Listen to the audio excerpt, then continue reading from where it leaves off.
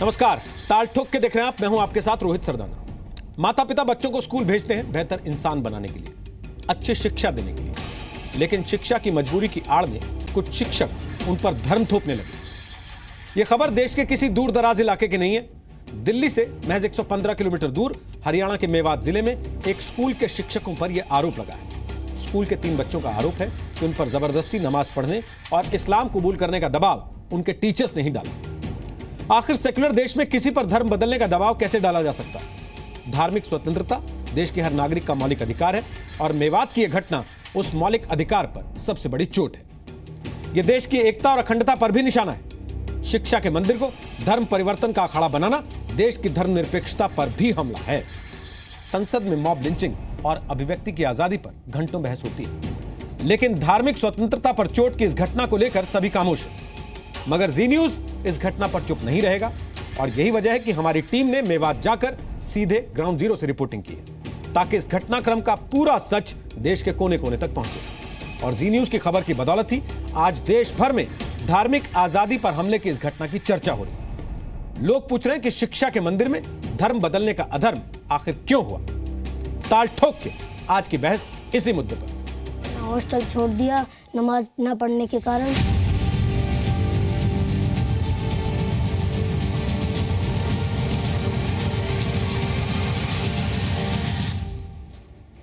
वो कहते थे कि हिंदू धर्म कुछ नहीं है, ये कुछ भी नहीं है, इस्लाम अपना लो, इस्लाम बहुत अच्छा धर्म है। ये क्या है, तुम जो जिस मिट्टी से तुम वो बनाते हो उसी को तुम पूछते हो, ये कुछ नहीं है, आप इस्लाम कबूल लो, वही अच्छा धर्म है। तो सर हमने इसके बारे में अपने पापा को बताया तो पापा यूँ बात को सीरियसली नहीं लेते थे, तो मैंने भी कहना छोड़ दिया। जहाँ मुसलमानों की जनसंख्या बढ़ रही है वहाँ ऐसे काम हो रहे हैं। तथा कथित इंटॉलरेंस वालों को कहना चाहता हूँ, कहाँ गई आपकी जुबान? धर्म परिवर्तन बच्चों से जिस ढंग से मेवात में आपने दिखाया है, ये देश को कतई बर्दाश्त नहीं। ऐसे मुल्ले कट्टरपंथियों को कठोर से कठोर सजा मिलनी। धर्म परिवर्तन का काम करना, बच्चों को ज़बरदस्ती नमाज पढ़ाने की बात करना, उनको इस्लाम की बातें वो करना, उनको ज़बरदस्ती कराना, ये बहुत ही गलत है और कानून के खिलाफ है। जिन टीचरों ने ऐसा काम किया है, मैनेजमेंट के लोग और उसके उनके खिलाफ हैं, सबके खिलाफ सख्त कानूनी कार्रवाई होना चाहिए। धर्म व्यक्ति की व्यक्तिगत आस्था का प्रश्न है, इसमें कोई जोर जबरदस्ती नहीं होनी चाहिए। हरियाणा सरकार को सारे विषय को अपने संज्ञान में लेना चाहिए, जांच करानी चाहिए और तभी कोई कार्यक्रम करना चाहिए। तो जो दोषी टीचर्स हैं उनके खिलाफ कार्रवाई होनी चाहिए, सख्त कार्रवाई होनी चाहिए। केवल निलंबन करने से काम नहीं चलेगा, उनको और सख्त कार्रवाई होनी चाहिए। धर्म की स्वतंत्रता है, धर्म मानने की स्वतंत्रता है, लेकिन इस तरह से ज़बरदस्ती कोई किसी के साथ नहीं कर सकता। कानून लाने की जरूरत ही नहीं है। ये तो सुप्रीम कोर्ट का कॉन्स्टिट्यूशनल बेंच, उसमें तो बिल्कुल साफ है कि जहाँ आप लालच देखकर लोगों का धर्म परिवर्तन करोगे उसमें वो अवैध है। हमारा डिस्ट्रिक्ट में 70% मुस्लिम पॉपुलेशन है। वहाँ जो मदरसा है वो स्कूल की तरह ही है। वहाँ भी तो फ्राइडे को नमाज हो सकता है, लेकिन मुझे पता नहीं कि ज़बरदस्ती अगर किसी ने पढ़ाते हैं, मतलब दूसरे धर्म के बच्चों को दूसरे धर्म के बच्चों को पढ़ना नहीं चाहिए। अगर दूसरे धर्म के बच्चे को ज़बरदस्ती किसी ने नमाज पढ़ाया और दूसरे धर्म के बच्चे को किसी ने सरस्वती पूजा कराया, दोनों ही गलती है। और इस तरह की गलती के खिलाफ वहाँ के ये सूबों की सरकार को सख्त कदम उठाना चाहिए। भारत ही एक ऐसा देश है जहाँ पर हर किसी को इस बात की अभिव्यक्ति भी है कि वो किसी भी धर्म को अपना सकता है और जहाँ पर कई धर्मों ने जन्म भी लिया है। भारत के किसी हिस्से में अगर किसी को ज़बरदस्ती कोई धर्म अपनाने के लिए कहा जाता है तो इसका विरोध भी होना चाहिए, इस पर कार्रवाई भी होनी चाहिए। तो ताल ठोक के आज का पहला सवाल है कि आजादी के 70 साल बाद भी धर्म थोपने की आजादी क्यों है? क्या धर्मनिरपेक्षता की आड़ में धर्म परिवर्तन का धंधा हो रहा है? और धर्म का धंधा करने वाले लोग कब तक आजाद रहेंगे? जबरन धर्म परिवर्तन पर अब तक कोई देशव्यापी कानून क्यों नहीं बना है? और ताल ठोक के 5वां सवाल यह है कि सेक्युलर देश में धर्म परिवर्तन की पढ़ाई आखिर क्यों हो रही है, कैसे हो रही है, कौन करा रहा है? संबित पात्रा हमारे साथ हैं, वो बीजेपी के प्रवक्ता हैं प्रोफेसर राकेश सिन्हा हमारे साथ हैं, आरएसएस के जानकार हैं, दिल्ली यूनिवर्सिटी में एसोसिएट प्रोफेसर हैं। मौलाना अब्दुल रहमान आबिद हमारे साथ हैं, इस्लामिक स्कॉलर हैं, इंडियन मुस्लिम राब्ता काउंसिल के महासचिव हैं। मुफ्ती मोहम्मद जियाई हमारे साथ होंगे, वो सलाहकार हैं हाजी अली दरगाह ट्रस्ट के और माहिम दरगाह के भी सलाहकार हैं। मौलाना सुहैब काज़मी हमारे साथ होंगे, वो जमात हिंद के अध्यक्ष हैं। साथ में हमारे हैं एक पीड़ित छात्र और उनके पिता ब्रजेंद्र, और एक और पीड़ित छात्र की मां पुष्पा भारद्वाज, वो दोनों हमारे साथ अब से कुछ मिनट के बाद होंगे। और मेरे सहयोगी राहुल सिन्हा इस वक्त हमारे साथ हैं, जो मेवात तक गए इस खबर की पड़ताल करने, और इस खबर को पड़ताल करने के बाद उन्होंने अपनी कल रिपोर्ट फाइल की, जिसके बाद आज सड़क से लेकर संसद तक इस पर सवालों की बौछार है। सबसे पहले राहुल सिन्हा, मैं आप ही से पूछता हूं, बहुत संक्षेप में, खबर तो सब लोगों ने देख ली, एक बार बताइए कि हुआ क्या? हुआ सिर्फ ये है कि पिछले 3 साल से ये स्कूल खुला है और 3 साल में जो पहला बच्चा वहाँ पहुँचा उसको ज़बरदस्त तरीके से दबाव बनाया गया। ये कहा गया कि आपको नमाज़ पढ़नी है, जब उसने मना किया तो उसके साथ मारपीट की गई। लेकिन अब 3 साल बाद जब 2 बच्चे और वहाँ आते हैं और फिर उनके साथ यही हरकत होती है, तो इस मामले की शिकायत दर्ज कराई गई और उसके बाद कार्रवाई के नाम पर 2 स्कूल टीचर्स को सस्पेंड किया गया और एक को ट्रांसफ़र कर दिया गया। अभी तक की स्थिति यही है रोहित। मौलाना साहब, हालांकि आप उस स्कूल के प्रवक्ता नहीं हैं, लेकिन कल मैंने आपको टीवी पे सुना, आप काफ़ी ज़ोर शोर से डिफेंड कर रहे थे। आज और ज़्यादा ज़ोर शोर से करूंगा, इसलिए कि कल तो मैं खबर को देख करके और उनकी बातें सुन करके कर रहा था। आज आप हो क्या? और थोड़ा सा मुझे उसमें शक भी था। मैंने कहा था कि ये मुझे जो भी डाउटफुल लगता है, अब वो डाउट भी ख़त्म हो गया है। आज मैंने उन सब लोगों से, वहाँ के स्कूल के चेयरमैन से, जिम्मेदारों से, सबसे बात कर ली है। वहाँ पे टीचरों से भी मेरी बात हो गई है। ये मसला ये है ही नहीं। राहुल साहब या तो इस मसले की तह तक नहीं पहुंच पाए हैं, या फिर इनको एक झूठी कहानी जो बताई गई है, इन्होंने उसी को फोकस करके पूरी स्टोरी इन्होंने बनाई है। वहां पे मसला ये नहीं है। वहां पे मसला ये है कि वहां इस स्कूल के इंचार्ज हैं नवीन शक्ति, जो टीचर हैं वहां पे फुल फ्लैश, अभी कोई प्रिंसिपल नहीं है। नवीन शक्ति जी की अब्सेंस में मुबारक नाम के टीचर होते हैं, जो स्कूल की देखरेख करते हैं, एक तरह से प्रिंसिपल की जगह समझ लीजिए आप। तो जो टीचर दूसरे देर से आने वाले हैं, ये अक्सर लेट आते हैं। एक संतराम नाम के हैं और 2 लेडी हैं, 3 लेडी टीचर हैं नॉन मुस्लिम, एक संतराम है जो ड्राइंग के टीचर हैं वहाँ पर। वो लेट आते हैं 3 आदमी। अच्छा। और ये मुबारक जो है उनको टोका टाकी करते रहते थे इन चीज़ों में। अच्छा। नवीन शक्ति के बाद में। अच्छा। इस वजह से इनमें आपस में जो है टीचरों का ये मामला था। इसके लिए बाकायदा इस बच्चे को वर्गलाया गया एक को, और उससे एप्लीकेशन लिखवाई गई, और एप्लीकेशन लिखवा करके 28 तारीख को डीसी साहब के यहाँ दे के आए। उस पे बच्चे के फादर ने सिग्नेचर भी नहीं किए, इसलिए कि वो जानते और समझते थे। बच्चा भी जो कह रहा है ना कि पापा सीरियस नहीं लेते थे, पापा इसलिए सीरियस नहीं लेते थे कि वो इस सच्चाई को रोहित जी जानते और समझते थे कि ऐसा नहीं है, बात कुछ और बनाई जा रही है, सही बात कुछ और है। आपका 1.5 मिनट खत्म हो गया, लेकिन क्योंकि आप अपनी एक कहानी कह रहे हैं जो हमारी स्टोरी को काउंटर करने का दावा करती है, आपकी अगर कोई बात अभी रह गई है तो आप कह लें, क्योंकि बच्चे के पिता आ जाएंगे तो फिर वो आपको डायरेक्ट काउंटर कर सकते हैं। आइए पूरा कर लीजिए, अगर आपकी कहानी का कोई और पहलू रह गया तो। नहीं, आप कह रहे हैं टीचर्स की लड़ाई थी, उसमें बच्चों का मोहरा बनाया गया। जो बात हुई है मैं वो बता रहा हूं, और मैं टीचर का नंबर भी लिए बैठा हूं, टीचर को अभी ऑनलाइन करा दूंगा आपके साथ। टीचर का इंटरव्यू हमारे पास है, टीचर्स के इंटरव्यू हमारे पास है। नहीं, मैं टीचर को सीधे टीचर्स के इंटरव्यू हमारे पास है, मैं लेके बैठा हूं। जो आरोपी हैं उन्हीं को आप यहाँ पे अगर कह रहे हैं कि वो अपनी बात रखने के लिए उनसे काउंटर कर लें तो फिर रोहित जी एक बात और सुन लीजिए मेरी, कि उस स्कूल का जो चेयरमैन है खुर्शीद राजा का उसका नाम है, वो खुद बीजेपी से जुड़ा हुआ है। इससे क्या मतलब है? बीजेपी उसने से खुद जुड़ा है मुझसे ये बात कही है कि मसला ये नहीं है जो बताया जा रहा है, मसला कुछ और है, बहुत छोटा सा है, और हम उसको अपने सतह पर यहाँ पे हल कर लेंगे। ये ऐसा नहीं है जैसा इसको, क्योंकि रोहित जी इस बात को आप समझिए कि इस तरह के छोटे से मसले को इतने बड़े परिप्रेक्ष्य में बना करके धर्मांतरण का मसला बनाया जाएगा कि ये देश के लिए और दोनों संप्रदाय के लिए बहुत खतरनाक सूरत है। मैं वापस आ रहा हूँ, इस चर्चा पे आपको वापस लेके आ रहा हूँ। राहुल सिन्हा को वापस चर्चा में शामिल करते हुए, अगर किसी स्कूल में जहाँ पर बहुसंख्यक बच्चे ज़्यादा पढ़ते हैं, अगर ये कहा जाता है कि प्रार्थना में वंदे मातरम बोलना है, एक बच्चा भी अगर अल्पसंख्यक समुदाय का हो वो मना कर दे, तो संसद में इस बात पे बहस हो जाती है कि ज़बरदस्ती उससे वंदे मातरम कैसे बुलवाया जा सकता है। यहाँ अगर 3 बच्चे बहुसंख्यक समुदाय के हैं और वो आरोप लगा रहे हैं कि उनसे ज़बरदस्ती नमाज़ पढ़ने को कहा गया, उनसे ज़बरदस्ती मांस वाली बिरयानी खाने को कहा गया, या ऐसी चीज़ें हो रही थी, तो ये कहा जाता है कि नहीं टीचर्स की लड़ाई थी तो बच्चों को मोहरा बनाया जा रहा है। राहुल सिन्हा, आप अपनी बात रख लीजिए, फिर मैं राकेश सिन्हा से कमेंट बोलिए। तो मैं यही जानना चाह रहा हूँ कि ये वही मौलाना है जो एडिटर भी रह चुके हैं? हाँ जी हाँ, ये वही है। तो एडिटर साहब, आपको थोड़ी सी जो आप तफ्तीश करते हैं, पत्रकारिता करते हैं, गंभीरता के साथ करनी चाहिए। मैं उस स्पॉट पर गया हूँ, आप फोन पर बात कर रहे हैं। आपने वहां जाकर के क्या उन मुस्लिम बच्चों से बात की जिन्होंने लिखित में ये बयान दिया है डीसी को कि हाँ इन बच्चों के साथ गलत हो रहा था? जिस स्कूल के टीचर का आप मोबाइल नंबर लेकर बैठे हैं वो आरोपी है, ये समझिए इस बात को। गुनहगार है जिसको डीसी ने बाकायदा जांच के बाद में, जो लोकल इंटेलिजेंस की जांच हुई थी उसके बाद सस्पेंड किया। इसको सिर्फ हवाबाजी या वो पत्रकारिता के साथ मत जोड़िए जो सिर्फ फोन पर बैठ करके की जाती है। मुझे लगता है आपने शायद वही की है। ठीक, राकेश सिन्हा बोलिए।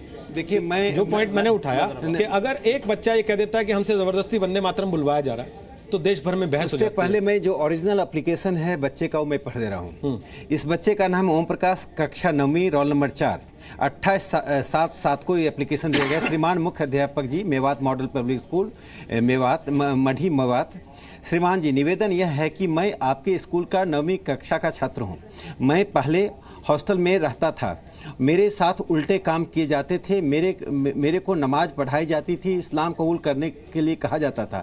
हम पहले हॉस्टल 5 बच्चे रहते थे, इसी कारण से मैंने हॉस्टल छोड़ा था।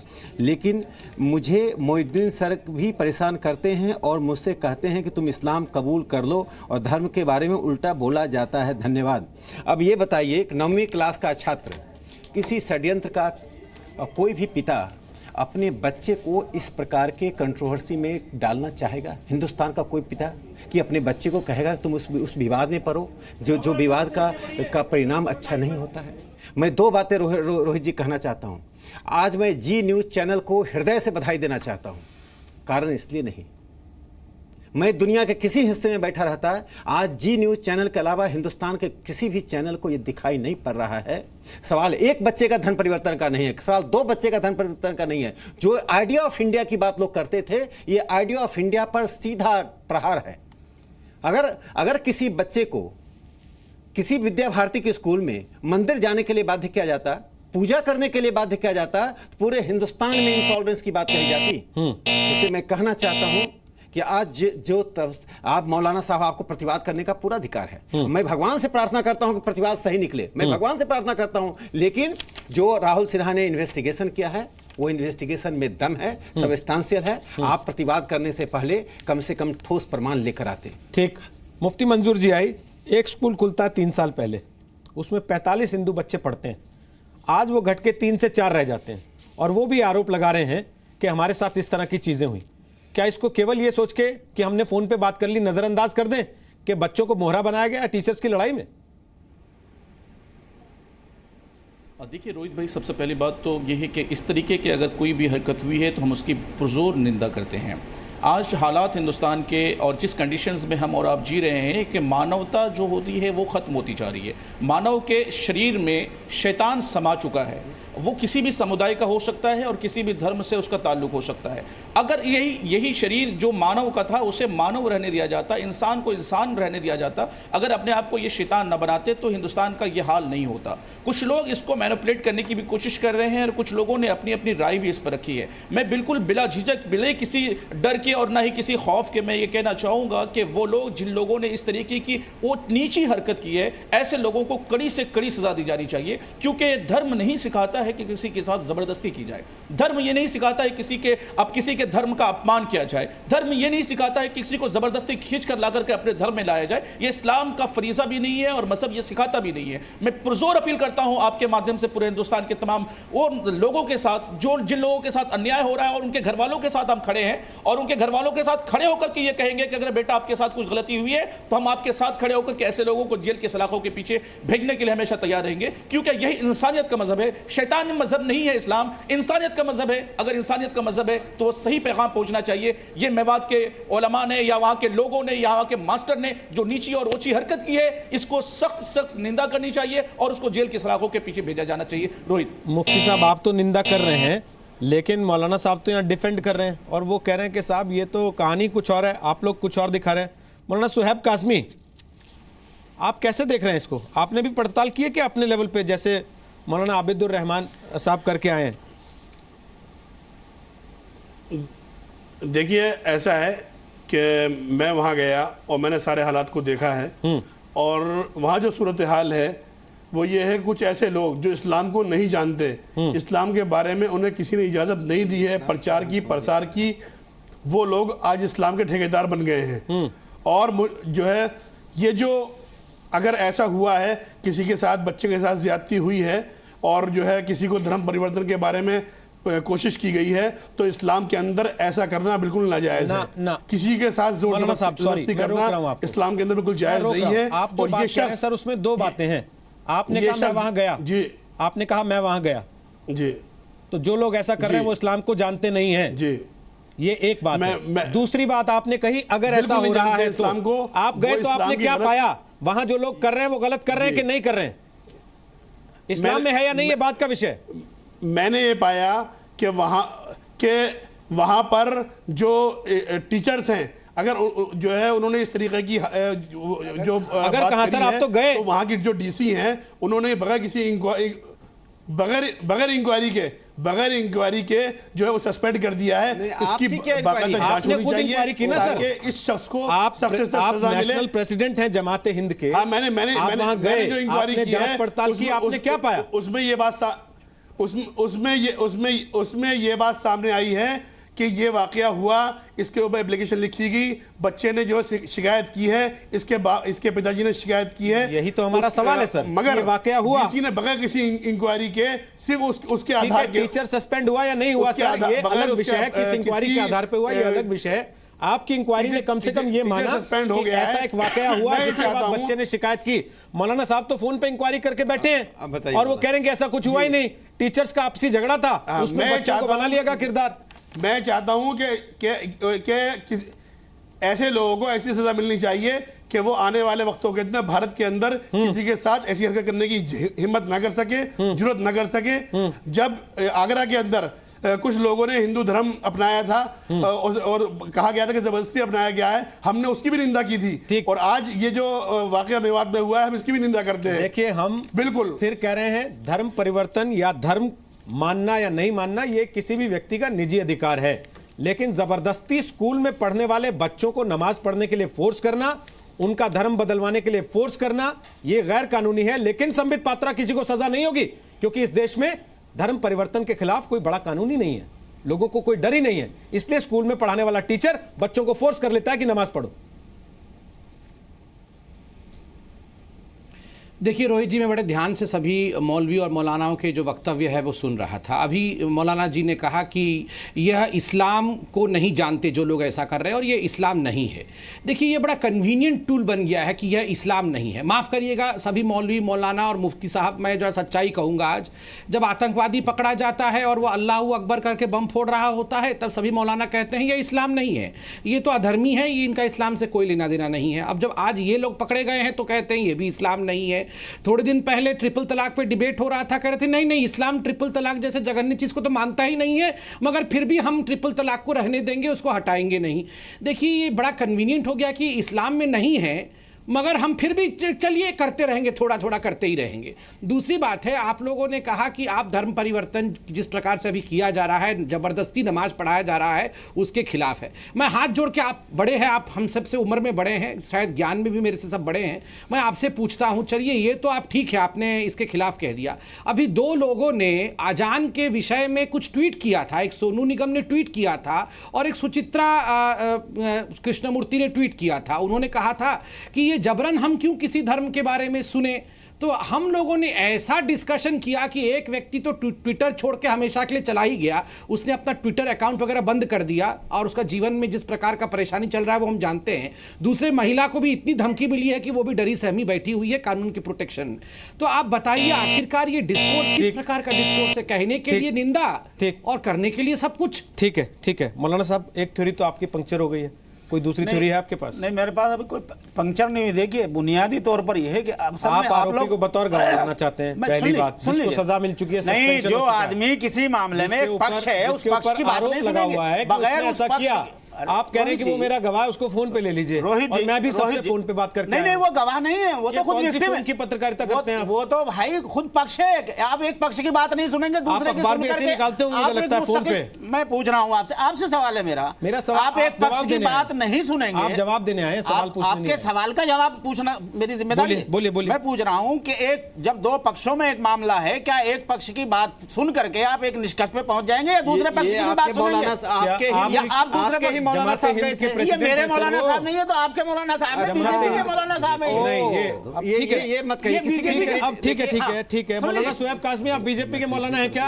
आबिदुर रहमान ये कह रहे हैं कि आप बीजेपी के मौलाना है। पूरी बात तो नहीं, आप लोगों ने देखिए, मौलाना ऐसा है, ये कांग्रेस के इस तरीके के लोग, इस तरीके के लोग जो भारत के अंदर जगह जगह फतवेबाजी कर रहे हैं और भारत के अंदर ये समाज तोड़ने का काम कर रहे हैं। फिर हम राकेश सिन्हा को, संबित पात्रा को नहीं बुलाएंगे, हम आपको ही बताएंगे कि ये समाजवादी पार्टी के मौलाना है, हम बताएंगे आरएसएस के मौलाना है, ये बीजेपी के मौलाना है, ये कांग्रेस के मौलाना है, ऐसे बुला लिया करेंगे। आपकी बात हो गई पूरी? आपने कहा वो बीजेपी के मौलाना है, आपकी बात अगर उनका पूरी जवाब हो सुन गई लीजिए। तो मैं बोलूं? बोलिए। बुनियादी तौर पर बात सुनिए कि जब तक दोनों पक्षों की बैठ के पूरी बात नहीं सुनी जाएगी, किसी निष्कर्ष पे आपको पहुंचने का अखलाकन कानूनन कोई अधिकार नहीं है। एक बात। दूसरी चीज, जिस टीचर पर ये आरोप लगा है वो टीचर जो है, वो बच्चा उस टीचर की क्लास में ही नहीं पढ़ता, वो टीचर उर्दू का है, ये बच्चा संस्कृत पढ़ता है। तो संस्कृत वाला नमाज कैसे पढ़ाएगा मौलाना साहब? अरे मैं वही तो कह रहा हूं वाला ही आपसे। पढ़ाएगा ना। जब आप एक तरफ तो ये दावा कर रहे हैं कि साहब टीचर क्लास में उस बच्चे को फोर्स कर रहा है कि तू नमाज पढ़ और तू धर्म बदल ले, मैं कह रहा हूं कि वो बच्चा उस टीचर की क्लास में नहीं पढ़ता। राहुल सिन्हा इनके तथ्यों को दुरुस्त कर दे, फिर आप कमेंट कीजिएगा। राहुल सिन्हा बताइए इनको कि संस्कृत पढ़ने वाले को उर्दू वाला नमाज क्यों पढ़ा रहा था?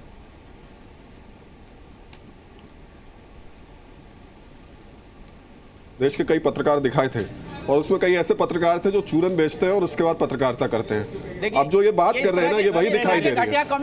स्थिति ये है, इनको ये पता ही नहीं है कि वहां पर संस्कृत का टीचर ही नहीं है। इनको पता ही नहीं कि वहाँ संस्कृत का टीचर नहीं है। इस वजह से वहाँ बच्चों को उर्दू की क्लास में जाना पड़ता था। ये उन बच्चों की मजबूरी थी, उसके पास संस्कृत सब्जेक्ट था। बिना तथ्यों के, बिना फैक्ट के खुद को जर्नलिस्ट बताना, मौलाना साहब, ये पत्रकारिता के साथ अपराध है। आप खुद एक गुनाह कर रहे हैं पत्रकारिता के साथ। कहां गया था जब आप फोन पे पत्रकारिता कर रहे थे? क्या आपका उसूल कहां गया था जब आप कह रहे थे मैंने फोन पे सबसे बात कर ली है? मैं जिन लोगों को, जिम्मेदारों को वहां पे जानता हूं, मैंने उनसे जिम्मेदारी के साथ बात की। हमने कैमरा पे बात की उनसे। उनसे कैमरा पे बात की। रोहित जी बात सुन लीजिए। तथ्यों पे बात कीजिए ना। रोहित जी बात सुन लीजिए। तथ्यों पे बात कीजिए। आपने बच्चों के पिता से बात की, बच्चे की मां से बात की, पुष्पा जी से बात की आपने, विजेंद्र जी के पास गए? आप आवाज बंद कीजिए तो मैं फिर बोलूं। आप डीसी के पास गए? आप पहले आवाज बंद कीजिए तो मैं बोलूं। क्यों पूरे चैनल पर सवाल करने का अधिकार क्या है? मैं चैनल पे चैलेंज कर रहा हूं आपको। मुझे साथ लेके चलिए, 5 आदमी चलते हैं अलग अलग उसके, और चलिए इसकी इंक्वायरी करते हैं। दूध का दूध, पानी का पानी, और फिर कहिएगा। मौलाना साहब, चैलेंज भी उनका स्वीकार किया जाता है जो कम से कम तथ्यों को जांच के आते हो। नहीं कोई भी उठा के खड़ा हो गया मुंह और चैलेंज करने लगा तो हम चल देंगे उसके साथ। हमारे रिपोर्टर होके आए हैं, तथ्य जांच के आए हैं और अपने तथ्यों पे कायम हैं। मैं इस तथ्य को झूठा साबित करने की, आप साबित करने की कोशिश कर चुके हैं। आपके साथ के दो लोग निंदा कर रहे हैं उसकी। आप तो झूठा आपके साथ के दो लोग निंदा कर रहे हैं, ये साबित हो गया कि आप फोन पे बात करके ये जताने की कोशिश कर रहे हैं। आप कह रहे हैं बीजेपी के मौलाना, आपके कहने से झूठा नहीं साबित होगा। मैं नहीं कह रहा हूं, आपके ही धर्मावलंबी कर रहे हैं। अभी आपको 3 दिन के अंदर ये मसला हल हुआ हुआ नजर आ जाएगा। आपको पता चल जाएगा कि आप उसको जहां आसमान में उड़ा रहे हैं, जमीन का भी मसला नहीं है। इतना सा मसला था वो। अभी थोड़ी देर में आप ये भी कह देंगे कि मुफ्ती भले बन गए हो मंजूर जी आई, लेकिन ये तो मुसलमान नहीं है क्योंकि मैं नहीं मानता इनको। आप कह देंगे कि साहब ये जमाते हिंद के प्रेसिडेंट भले बन गए हो, लेकिन मैं इनको मुसलमान नहीं मानता। तो आपके सर्टिफिकेशन से नहीं चलेगा। बच्चे की मां हमारे साथ है, पुष्पा जी हमारे साथ लाइव मौजूद हैं, पुष्पा जी से हम बात कर सकते हैं। आपने तो फोन पे बात की, लेकिन वो अपने बच्चे के साथ रहती हैं, रोज मिलती हैं, शिकायत लेके गई, उन्होंने लड़ाई लड़ी, उस लड़ाई के बाद प्रशासन ने कार्रवाई की, उस टीचर को सस्पेंड किया। पुष्पा जी, मौलाना ये आरोप लगा रहे हैं कि आप लोगों ने अपने बच्चे को मोहरा बनाया, असल में लड़ाई टीचर्स की थी और आप लोग टीचर्स के साथ मिलके बच्चे के जरिए एक टीचर को फंसाना चाह रहे हैं। एक मिनट, ये जो मौलाना जी कह रहे हैं, इनके पास क्या सबूत है कि हम झूठ बोल रहे हैं? इन्होंने फोन पे बात की है टीचर से, ये सबूत है इनके पास।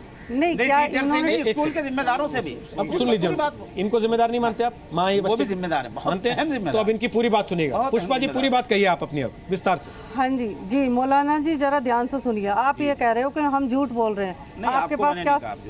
नहीं, आपको फिर आप खाली टीचरों के कहने से ये बात कैसे मान सकते हो कि हम झूठ बोल रहे हैं, हमारा बच्चा झूठ बोल रहा है? अच्छा सुन लेना, एक बार सुन ले उनको। ठीक मैडम, पूरी कीजिए बात अपनी आप। तो जी, ना ही तो मेरा बच्चा झूठ बोल रहा है, ना ही हम झूठ बोल रहे हैं।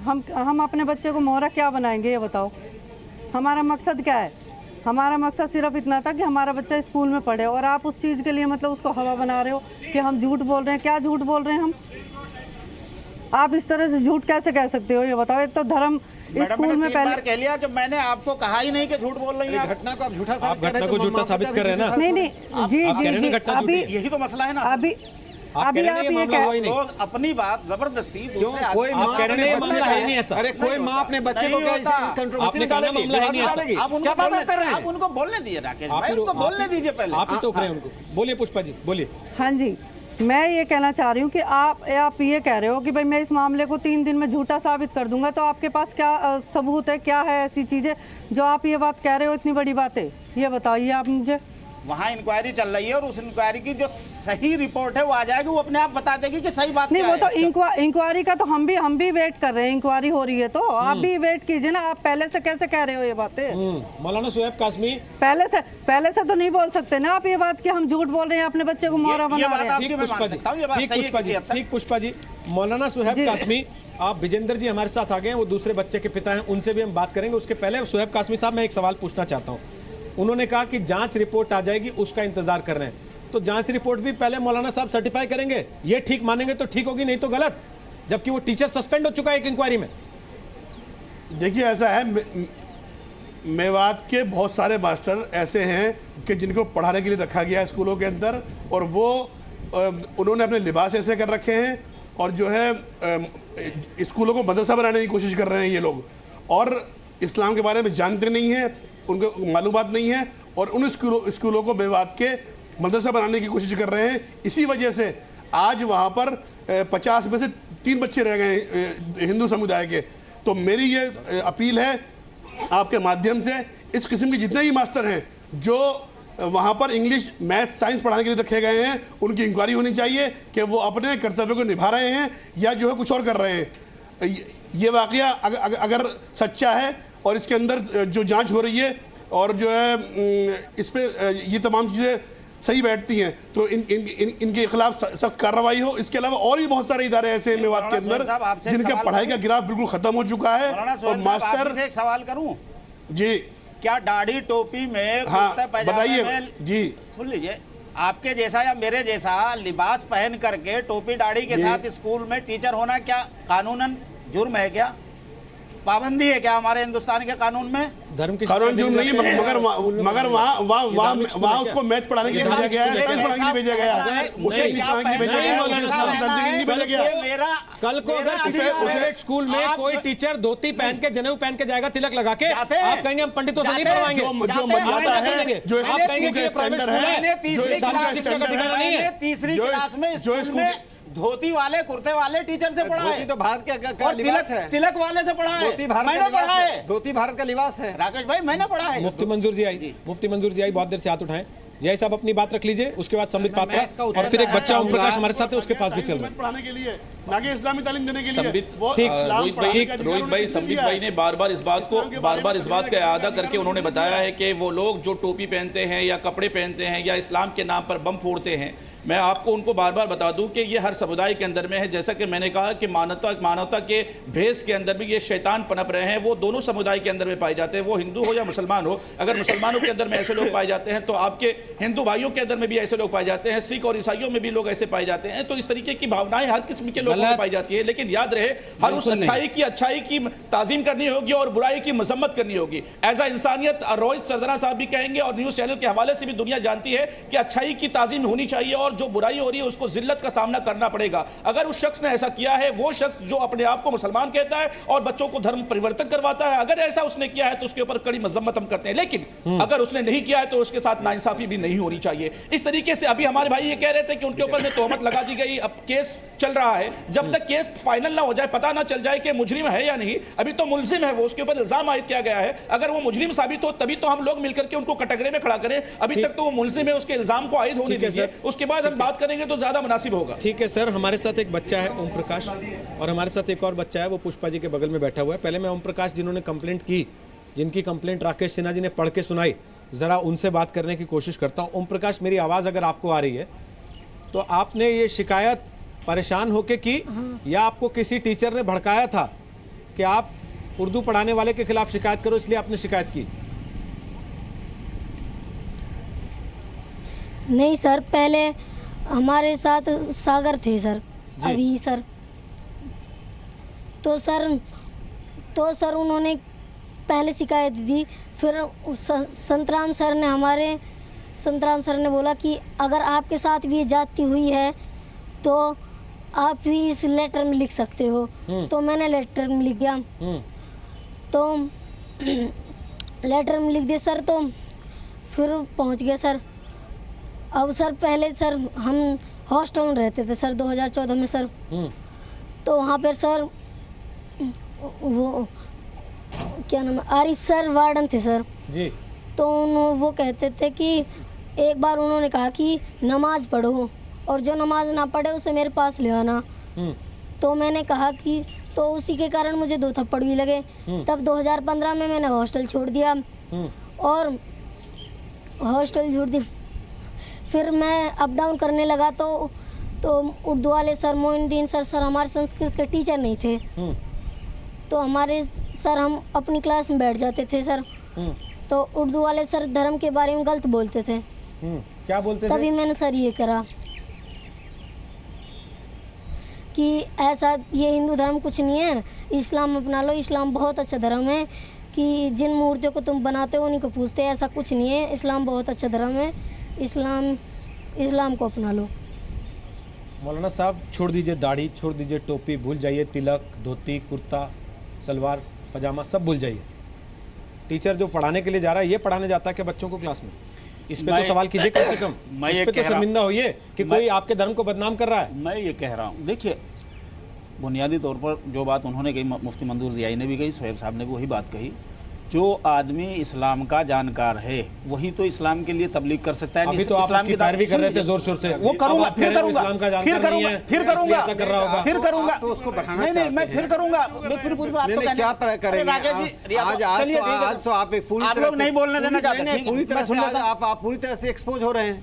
आप उसकी मजम्मत करने की जगह कहने से थोड़ा ही एक्सपोजर आज आप गलत हो सकते हैं, बच्चे गलत हैं, माँ गलत है, पिता गलत। एक छोटी सी बात ये पूरा कर लें फिर आप कमेंट कीजिए, बोलिए पूरा आप जब कहने नहीं कीजिए, आप डिफेंड कीजिए कैसे कर रहे हैं। देखिए मैं ये कह रहा हूँ कि जो आदमी इस्लाम का जानकार होता है वही इस्लाम की दावत दे सकता है, वही इस्लाम धर्म कबूल करने की बात कर सकता है। और जब सुन तो लीजिए, और जो जानकार है उसे ये बात मालूम है कि कुरान ये कहता है कि दीन में धर्म में कोई जबरदस्ती है ही नहीं। देर में आप घोषित कर देंगे कौन मुसलमान है कौन नहीं है। अरे साहब आप लोग पूरा सर्टिफिकेशन लेके सुन तो लीजिए ना, कि अगर पकड़ में आ गया तो कह देंगे ये मुसलमान नहीं है सच्चा, और अगर पकड़ में नहीं आए तो उसकी पैरवी करते रहेंगे। जो बात ये बच्चा कह रहा है, हर चीज में तो ये हो रहा है मौलाना साहब। पर मैं ये कह रहा हूँ रोहित जी, जो बात ये बच्चा कह रहा है वो बात सिर्फ मुसलमान बच्चों से कह सकते हैं। हम तो अपने बच्चों से नमाज नहीं पढ़वा रहे हैं। जिस तरह से ये बच्चा कह रहा है उस तरह से हम अपने बच्चों से, मुसलमान बच्चों से नहीं नमाज पढ़वा रहे हैं। राकेश सिन्हा, आप अपने बच्चों से पढ़ा रहे हैं, स्कूल में आप तनख्वाह लेते हैं, नौकरी करते हैं, वो बच्चे फीस देते हैं पढ़ने की विज्ञान, पढ़ने की मैथमेटिक्स, पढ़ने की सब्जेक्ट, लेकिन नमाज पढ़ने की फीस नहीं देते वो वहां पर। अगर मुसलमान बच्चा स्कूल बोर्डिंग में रहता है और नमाज के टाइम में उसे नमाज पढ़ने के लिए कहा जाता है, मैं समझता हूँ बहुत अच्छी बात है। हिंदू बच्चे को अगर पूजा के लिए कहा जाता है पूजा के टाइम में, मैं समझता हूँ बहुत अच्छी बात है। बच्चों के अंदर ये धर्म का और ये मजहब का जज्बा रखना चाहिए ताकि वो अच्छे इंसान कल को बन सके। नहीं आई है अभी तक, अगर पकड़ में आ जाए तो सच्चा मुसलमान नहीं है, और अगर नहीं पकड़ा जाए तो उसकी वकालत करते रहो खुल के बैठ के। नहीं ठीक है, आपने कह दिया इनको इस्लाम का इल्म नहीं है जो कर रहे हैं। मैं आपको ये कह रहा हूं, आपको समझ में आया ना कि फंस सकते हैं, इसलिए आपने एक राकेश जी आप कमेंट कीजिए, फिर सागर हमारे साथ है। देखिए मैं एक बड़ा महत्वपूर्ण बात कर रहा हूँ कि देखिए आज बार बार हिंदुत्व के खिलाफ अभियान चलाते हुए कोई घटना घटती थी, हिंदुत्व को कटघरे में खड़ा करते थे। मैं 2 नाम ले रहा हूँ, जनिसार अंसार झारखंड में संघ के द्वारा संचालित विद्या भारती के स्कूल में प्रथम आया प्रांत में। दूसरा नाम सरफराज, असम में विद्या भारती जो संघ के द्वारा संचालित स्कूल है उसमें पूरे राज्य में प्रथम आया। जाकर उनके माँ पिता से पूछिए कभी किसी ने कहा कि तुम मंदिर जाओ, संघ की प्रार्थना गाओ? वो अपनी धर्म आस्था है। देखिए, जो धर्म परिवर्तन की प्रक्रिया है, चाहे लव जिहाद के द्वारा कराया जाए, चाहे स्कूल में कराया जाए, इसको आप जस्टिफाई करते हैं। जब पकड़ा जाता है, जब कानून के गिरफ्त में आता है, तो जान छुड़ा के मौलाना साहब भाग रहे हैं। जो शिक्षकों ने किया वे भारत के संविधान का नहीं, भारत की पुरानी परंपरा को तोड़ना चाहते हैं, भारत को विभाजित करना चाहते हैं। हिंदू समाज ही नहीं, ये देश का संविधान और सरकार इसको बर्दाश्त नहीं कर सकती। संबित पात्रा कमेंट करना चाहते हैं, उसके पहले सागर हमारे साथ है, छोटा बच्चा। आप क्वैश कर रहे हैं, राकेश भाई बात सुन लीजिए, बातों को क्वैश कर रहे हैं, देश को तोड़ने और बर्बाद करने के लिए तो हो रहा है क्या डिबेट, बाकी हम लोग भी है इसमें बना रखी है। और आपकी तरफ से जो तोड़ रहे हैं वो सच्चे मुसलमान नहीं, कह दीजिए, खारिज हो गया, खत्म हो गई बात। जिस आपकी तरफ से डिबेट हो रहा है, सच्चा मुसलमान नहीं है और अपने को बचा लीजिए। सुन लीजिए, मुझे मेरे टीचर तेलूराम नाम था, तीसरी क्लास से 5वीं तक मैंने पढ़ा। नमाज के टाइम पे नमाज के लिए हमें कहते थे मौलाना साहब के लिए डिबेट हो रहा है क्या? हिंदू बच्चों से कहते थे डिबेट हो रहा है कि मदरसा बना दिया है मौलाना साहब का मदरसा? खिलाफ करते थे मौलाना जी वो माता जी कुछ कह रही हैं, पुष्पा जी कुछ कह रही हैं। पुष्पा जी बोलिए। हाँ जी, मौलाना जी ये कह रहे हैं कि हमें टीचर नमाज के लिए बोलते थे, लेकिन मेरे बच्चों को तो ये बच्चे भी बोलते थे और टीचर भी बोलते थे। ये कहाँ का इंसाफ है, ये बताइए ना। बच्चों की बात तो समझ में आती है, बच्चों को इतनी तमीज नहीं होती, बच्चे आपस में इस तरह की बातें कर सकते हैं। अच्छा। और दूसरी चीज रोहित जी आप सुन लीजिए, आज मेरा बेटा अबुल फजल में ओखला में गढ़ कहलाते ना मुसलमानों का। बड़ा दुखद विषय है, केवल मौलाना जी बोल रहे हैं। संबित जी सिर्फ 5 मिनट 5 सेकंड सब्र कर लीजिए। नहीं, मैं आपको सुनने के लिए नहीं आया हूँ यहाँ पे। स्कूल में यहाँ पे सब लोग अपने अपने विषय को रखने आए हैं। गायत्री मंत्र हाथ जोड़ के उसने 3 साल पढ़ाए। अभी भी मेरे बेटे ने, आज वो 10वीं क्लास में, बच्चा जबरदस्ती पढ़ाएगा क्या? अरे स्कूल वालों ने पढ़ाया, स्कूल जो है आपका वो है जबरदस्ती पढ़ाते हैं। कोई जबरदस्ती पढ़ाएगा क्या? जबरदस्ती पढ़ाया गया सारे बच्चों को, 90% बच्चे मुसलमान है, सबको पढ़ाया गया।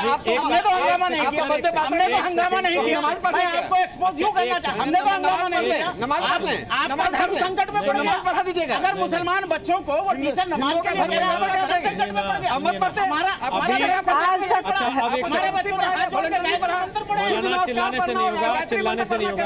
राकेश जी एक सेकंड मौलाना साहब, आपके बच्चों को किसी ने नहीं कहा कि इस्लाम खराब धर्म है। आपके बच्चों को किसी ने नहीं कहा इस्लाम खराब धर्म है। पहली बात किसी ने स्कूल में नहीं कहा। पहली बात मौलाना साहब लेके आए, पहली बात मौलाना लेके आए, खबर गलत है। उसके बाद मौलाना कहने लगे कि जो ये कर रहे हैं वो इस्लाम के सच्चे जानकार नहीं है। अब ये कह रहे हैं कि अगर ऐसे स्कूलों में गायत्री मंत्र पढ़ाया जाता है तो नमाज पढ़ाने में क्या बुराई है? आधे घंटे में 3 बार मौलाना बदल चुके हैं, आधे घंटे में 3 बार। मैं कह रहा हूँ वो टीचर आधे घंटे में 3 बार आप बदले, बात नहीं कह सकते।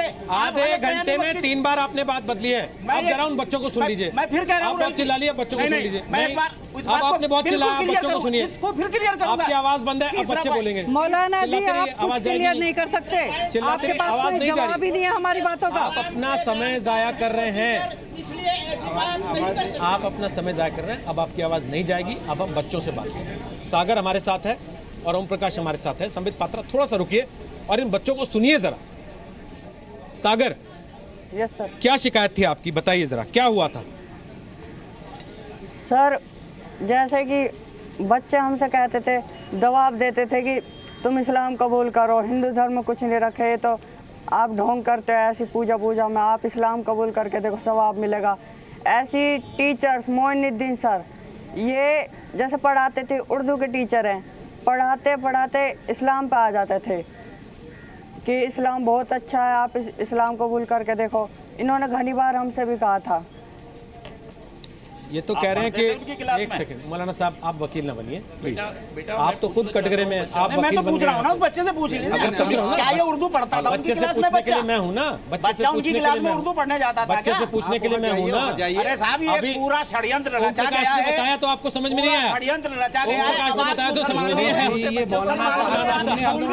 आधे घंटे में 3 बार आप बदल चुके हैं। अब बीजेपी के हाथ में है, संघ के विजेंद्र जी, मौलाना जी देना चाहते हैं। सुनिए मौलाना जी 1 मिनट बात सुनिए पहले आप मेरी पूरी बात सुनिए। बोलिए पुष्पा जी क्या कह रही है? मौलाना जी 1 मिनट पहले पूरी बात सुनिए आप मेरी। बोलिए पुष्पा जी बोलिए।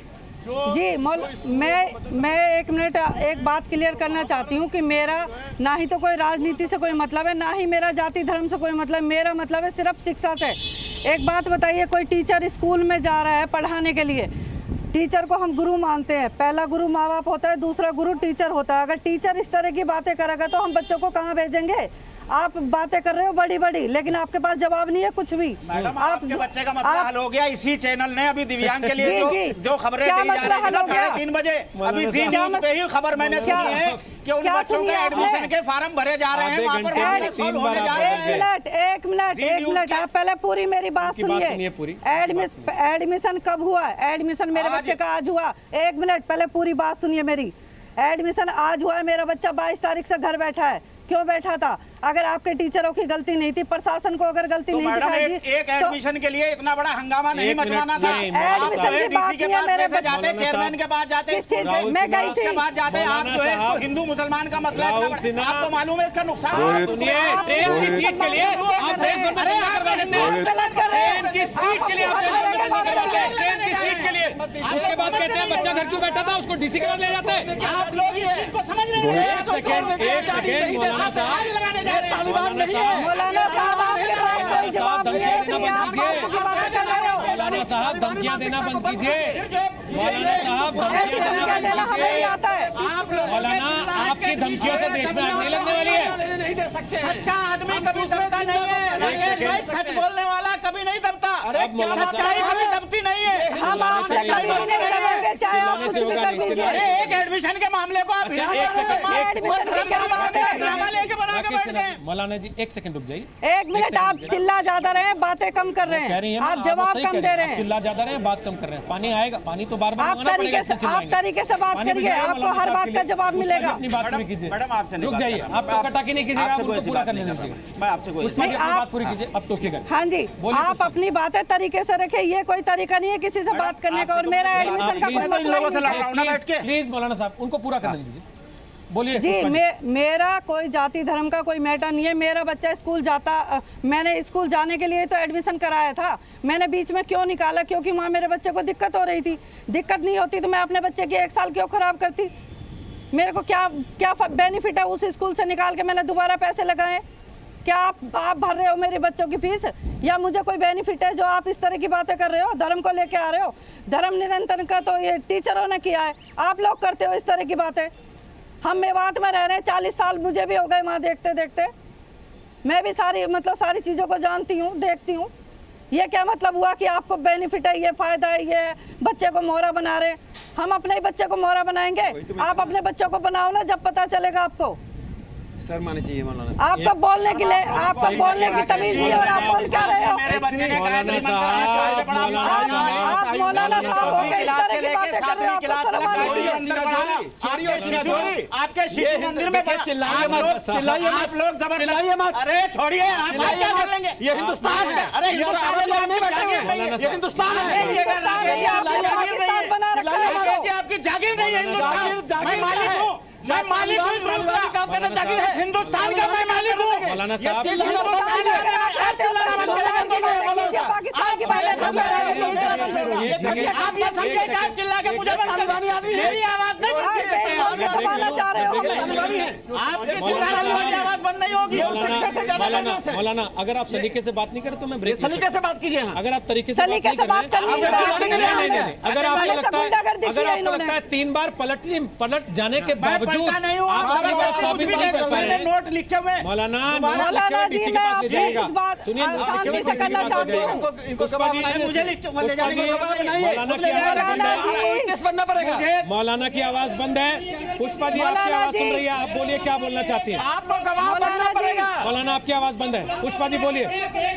मौलाना जी मैं आपसे कुछ बात करना चाहती हूँ, शांति से कीजिए। देखिए होता ही है तो झूठ की बुनियाद पर मेरी अब मैं ब्रेक ले रहा हूँ, मैं एक ब्रेक ले रहा हूँ। ये बताते हुए मौलाना साहब 3 बार पलटे हैं, उसके बावजूद ये कह रहे हैं मैं सच्चा हूँ, और वो चिल्ला रहे हैं, शोर मचा रहे हैं ताकि बाकी आवाजें दब जाए। पुष्पा जी की आवाज सुनाई ना दे, पुष्पा जी की आवाज सुनाई ना दे, विजेंद्र जी से सवाल पूछा ना जा सके।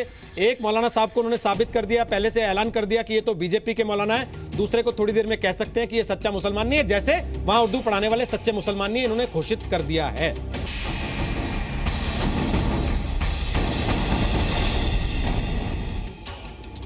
तो ब्रेक के बाद एक बार फिर से आपका स्वागत है। ताल ठोक के आप देख रहे हैं और आज कार्यक्रम का समय दर्शकों की मांग पर हमने बढ़ाकर 6:30 बजे तक कर दिया है। हमारे मेहमानों का हम शुक्रिया अदा करते हैं जो इस कार्यक्रम में और आधे घंटे रुकने को तैयार हुए हैं, क्योंकि ये मसला गंभीर है। मौलाना आबिदुर रहमान कह रहे हैं कि मसला बच्चे के एडमिशन का है। हम कह रहे हैं कि मसला बच्चे के एडमिशन का नहीं है सिर्फ, बच्चे का एडमिशन तो वैसे भी हो जाता। मसला यह है क्या स्कूल में अध्यापकों को जबरदस्ती धर्म परिवर्तन का दबाव डालने की छूट दी जा सकती है। हमारे साथ पुष्पा जी हैं जो एक बच्चे की मां हैं, हमारे साथ विजेंद्र जी हैं जो एक बच्चे के पिता हैं जिन्होंने शिकायत दी थी, हमारे साथ सागर और ओम प्रकाश वो दोनों बच्चे हैं जिन्होंने ये शिकायत दर्ज कराई थी। विजेंद्र जी, बच्चे का एडमिशन होने से क्या मामला खत्म हो जाता है? झगड़ा क्या केवल बच्चे के एडमिशन का था? नहीं जी, मैंने तो 3 साल से 4 साल से करा रखा है सर। बोलिए, पूरी बात बोलिए। मैंने 3-4 साल से करा रखा है सर, ऐसी कोई बात नहीं है। झगड़ा तो मिटाने से मिटेगा।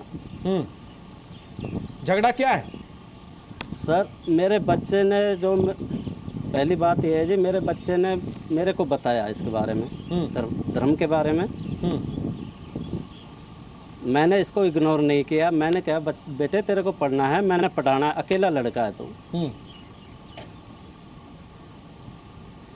मेरी सोच तो ये थी, जब मैंने ये वाक़या अब सामने आया तो मैंने शिकायत भी इसके बारे में कुछ नहीं की। मेरे बच्चे ने बोला तब भी शिकायत नहीं की। मैंने उनको पढ़, तेरे को पढ़ना है। और टीचर का क्या ऐसा माहौल होगा मेरे को तो ये पता नहीं।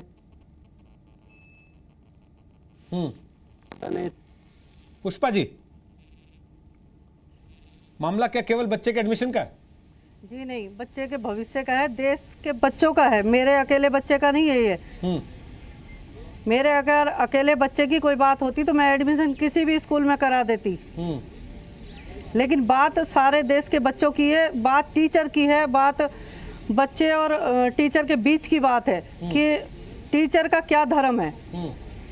हमारे एक अध्यापक का हिंदुस्तान में क्या यही मतलब हमें सिखाया जाता है? क्या हिंदुस्तान के वासियों को यही मतलब तहजीब है कि भाई हम अपने स्कूल में बच्चों के साथ इस तरह की बातें करें? हमारा काम है पढ़ाई का, तो हमें पढ़ाई तक सीमित रहना चाहिए, ना कि हम वहाँ धर्म की बातें करें।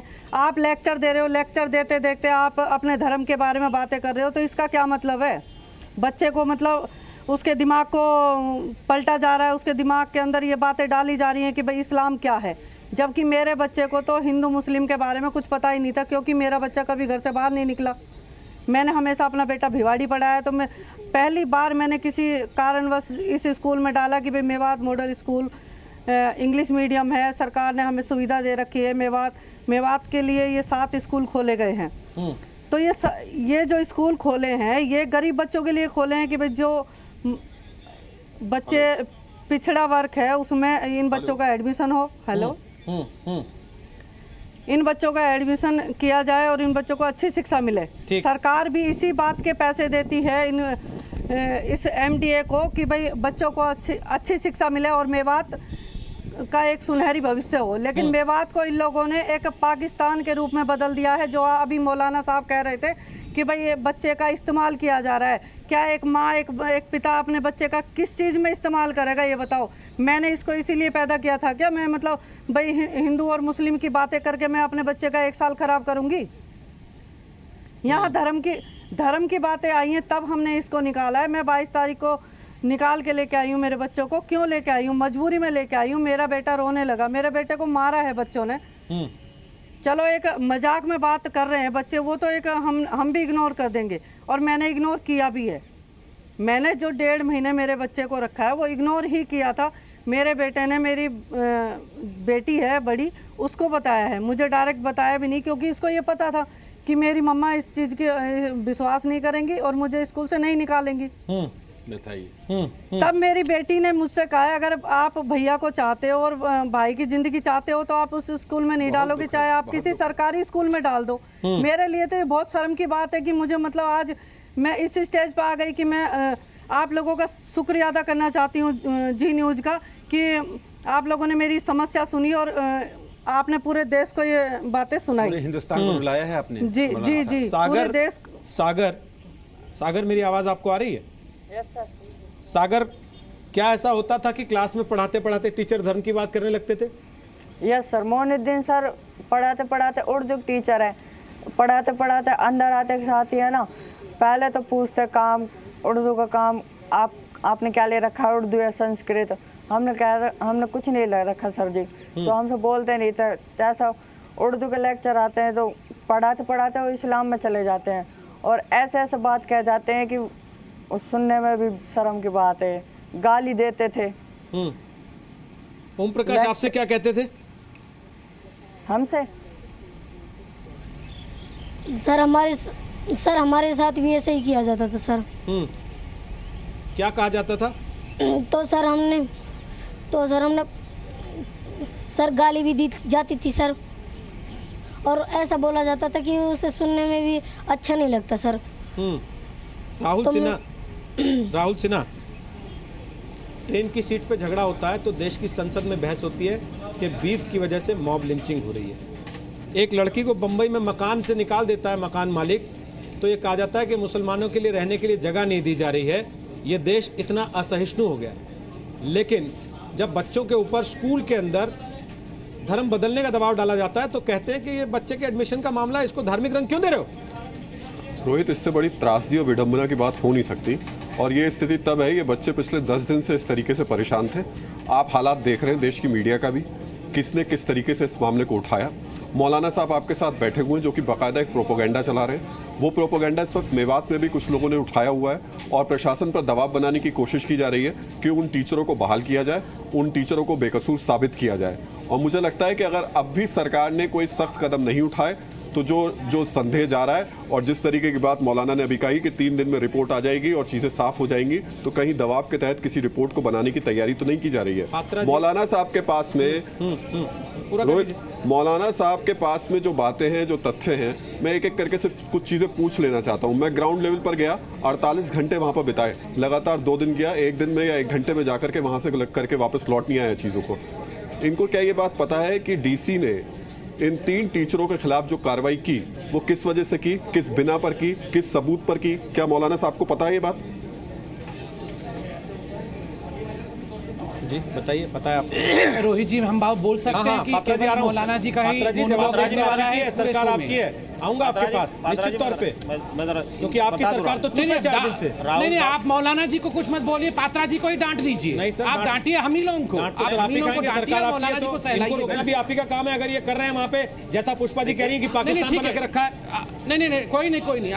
आप मुझे और राकेश सिन्हा को डांटिए और मौलाना जी से बुलवाइए। मौलाना जी बोलिए मौलाना जी, मदरसा खुला हुआ है, आज आपको पढ़ना है। कहते हैं ना, अगर आपको तकलीफ है मेरे बोलने से, मैं नहीं बोलूंगा। ठीक है, आप बोल लीजिए। रोहित, मेरा सीधे फैक्ट्स पे सवाल है। 1 सेकंड राहुल 1 सेकंड, मेरा फैक्ट्स पे सवाल है। संबित पात्रा, पहले आप अपनी बात रखिए। मैं बोल सकता हूँ, 1 घंटे से वेट कर रहा हूँ। आप बोलिए सर, बोलिए, आप बहुत देर से वेट कर रहे हैं, बोलिए। देखिए मैं आधे घंटे पहले क्यों बोलना चाहता हूं, पहले इस बात का क्लैरिफिकेशन दे रहा हूं। देखिए, मैं रोज डिबेट में आता हूं, बोलने के लिए मैं तड़प रहा हूं, ऐसी बात नहीं है। क्यों बोलना चाहता था? देखिए, इसी हिंदुस्तान में आप सोच लीजिए, मैं तो यहाँ पुष्पा जी बैठी हैं, ये भी माँ है। अगर जुनैद की माँ भी आती, दोनों माँ हैं, माँ बराबर होती है, महिला बराबर होती है। तो अगर जुनैद की माँ आई होती यहाँ पर, मैं आपको हाथ जोड़ के बता रहा हूँ, मैं किसी के बीच में पृथकता नहीं कर रहा हूँ, डिफ्रेंशिएट नहीं कर रहा हूँ, तो यहाँ पैनल में बैठे सब लोग रो रहे होते और सब लोग कहते हैं कि देखिए, हम आपसे कोई सवाल नहीं पूछेंगे, आप लोग जो भी बोल रहे हैं ठीक बात है, हिंदुस्तान लिंचिस्तान बन गया है। यहाँ पे आपने एक माँ को बुला के बैठा के, एक मौलवी साहब आधे घंटे से उनसे जेरा कर रहे हैं, भला बुरा उनको कह रहे हैं, और वो माँ बैठ के और उनके 2 छोटे छोटे नाबालिग बच्चे बैठ के प्रूफ करने में लगे हुए हैं 1 घंटे से कि वो सच बोल रहे हैं। ये इंक्वायरी होता है। आपने कहीं जब सीट शेयरिंग के ऊपर किसी की हत्या होती है, गलत हत्या है, बिल्कुल हत्यारे को फांसी दीजिए। वहां इंक्वायरी से पहले हिंदुओं को आपने कटघरे में खड़ा कर दिया, वहां पर बीजेपी को कटघरे में खड़ा कर दिया। यहां पर एक माँ, 2 बच्चे, एक परिवार को बैठा करके उनको 1 घंटे तक जेरा कर रहे हैं ये मौलवी जी।